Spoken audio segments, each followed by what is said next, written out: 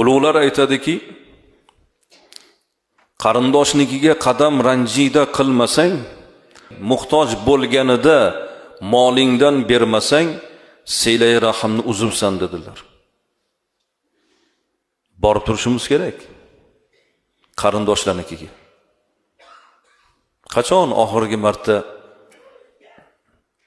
biz to'rtdan ko'tarib o'zimiz ichimizdan xohlab, opajon, men sizni ko'rgani keldim. Sog'inib ketdim sizni. Sizni ko'rsam, onamni ko'rganday bo'laman.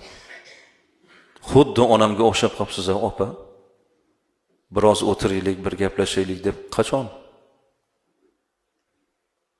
Xolamiz, ammamiz bor, qavmi qarindoshlarimiz bor, ota avlod, ona avlod yaqinlarimiz bor.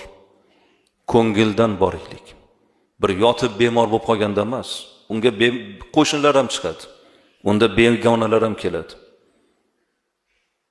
Sog' paytida borish kerak. Xursandchilikda ham xabar olish kerak.